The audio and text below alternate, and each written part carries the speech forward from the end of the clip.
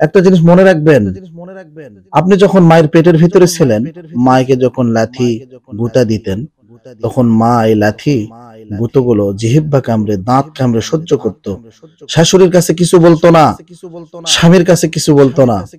যখন আপনি দুনিয়ার জমিনে আসলেন, তখন আপনি মায়ের সঙ্গে যখন এক বিছানায় শুয়েছিলেন, ডান পাশে আপনাকে শুয়ে মা বাম পাশে শুতো। ডান পাশে যখন আপনি পেশাব করে ভেজে দিয়েছিলেন, মা ডান পাশে ভিজা জায়গায় শুয়ে আপনাকে মায়ের এই শুকনা জায়গায় বাম পাশে শোয়াইছে। আবার বাম পাশে যখন আপনি পেশাব করে ভিজিয়ে দিয়েছিলেন, মা ওই ভিজা জায়গায় শুয়ে আপনাকে পেটের উপরে শোয়াইছে, কষ্ট পেতে দেয় নাই। আসসালামু আলাইকুম রহমতুল্লাহি ওয়া বারাকাতুহু। সম্মানিত দর্শক শ্রোতা, প্রিয় ভিউয়ার্স, আপনাদের সাথে আজকে একটা হাদিসের বাণী শেয়ার করব। এটি শোনার পরে আপনার যদি বিন্দু পরিমাণ ভালো লেগে থাকে, অবশ্যই আমার এই নতুন চ্যানেলটি সাবস্ক্রাইব করে আমার পাশে থাকবেন, এবং আপনার একটি সাবস্ক্রাইব নাজাতের জরিয়া হতে পারে।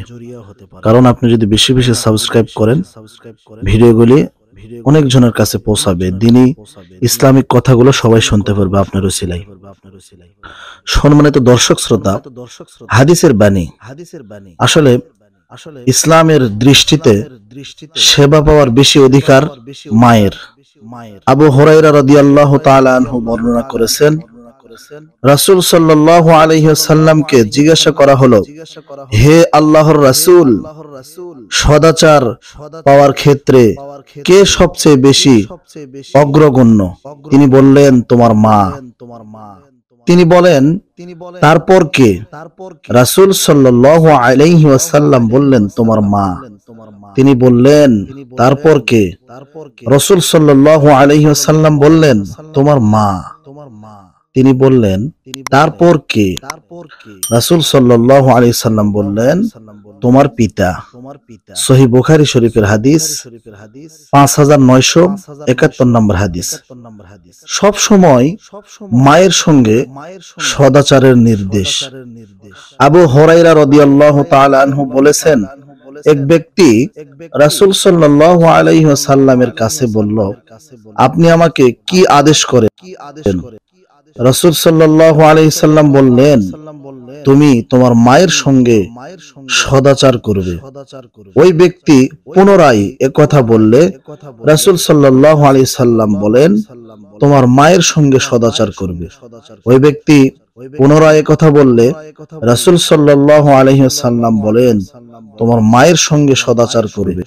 ওই ব্যক্তি চতুর্থবার একই কথা বললে রাসূল সাল্লাল্লাহু আলাইহি সাল্লাম বলেন, তোমার মায়ের সঙ্গে সদাচার করবে। সে পঞ্চমবার জিজ্ঞেস করলে রাসূল সাল্লাল্লাহু আলাইহি সাল্লাম বলেন, তোমার পিতার সঙ্গে সদাচার করবে। সম্মানিত দর্শক শ্রোতা, মায়ের গুরুত্বটা ইসলামে কতখানি বেশি একটু দেখেন। প্রিয় ভাইরা আমার, প্রিয় বোনেরা আমার, আজকে দুনিয়াতে আমরা অনেক ছেলে মেয়ে আছি, মা বাবাকে ভাত দেই না। এই যে রমজান মাস আসতেছে, কত মা বাবা না খেয়ে রোজা রাখবে, ইফতার পাবে না, একটা খেজুর খাইতে পারবে না। তারা মনের কষ্ট নিয়ে, আপনি ছেলে থাকা সত্ত্বেও আপনাকে স্মরণ করার পরেও বৃদ্ধ বয়সে তারা কষ্ট করে তারা মানে কি বলবো আর, ইসলামের দৃষ্টিকোণ থেকে তারা ছেলের খেদমত পাওয়ার কথা ছিল, কিন্তু সে পাচ্ছে না। আপনাকে স্মরণ করে সে কাছে পাচ্ছে না। সম্মানিত দর্শক শ্রোতা, আমরা দুনিয়াতে অনেক ভাই বোনেরা আছি যাদের মা বাবা আজকে বেঁচে নেই। তারা আজকে ইখতিলাফ করতে পারতেছেন যে হয়তো আজকে মা বাবা বেঁচে থাকলে তাদের খেদমত করতে পারতাম, কিন্তু কি করবেন বলুন? কিচ্ছু করার নেই, আজকে তো মা বাবা নেই। আমি মনে করব যাদের মা বাবা বেঁচে নেই তারা বেশি বেশি মা বাবার জন্য দোয়া করবেন, জিয়ারত করবেন। কারণ মা বাবা এমন একটি সম্পদ, যেমন দুনিয়াতে আমরা দাঁত থাকতে দাঁতের মর্ম বুঝি না, দাঁত পড়ে গেলে বুঝি, মা বাবা থাকতে আমরা মা বাবার মর্ম বুঝতে পারি না, মারা যাওয়ার পর আমরা বুঝতে পারি। একটা জিনিস মনে রাখবেন, আপনি যখন মায়ের পেটের ভিতরে ছিলেন, মাকে যখন লাথি গুতা দিতেন, তখন মা এই লাথি গুঁতোগুলো জিহ্বা কামড়ে, দাঁত কামড়ে সহ্য করত। শাশুড়ির কাছে কিছু বলতো না, স্বামীর কাছে কিছু বলতো না। যখন আপনি দুনিয়ার জমিনে আসলেন, তখন আপনি মায়ের সঙ্গে যখন এক বিছানায় শুয়েছিলেন, ডান পাশে আপনাকে শুয়ে মা বাম পাশে শুতো। ডান পাশে যখন আপনি পেশাব করে ভিজে দিয়েছিলেন, মা ডান পাশে ভিজা জায়গায় শুয়ে আপনাকে মায়ের এই শুকনা জায়গায় বাম পাশে শোয়াইছে। আবার বাম পাশে যখন আপনি পেশাব করে ভিজিয়ে দিয়েছিলেন, মা ওই ভিজা জায়গায় শুয়ে আপনাকে পেটের উপরে শোয়াইছে, কষ্ট পেতে দেয় নাই।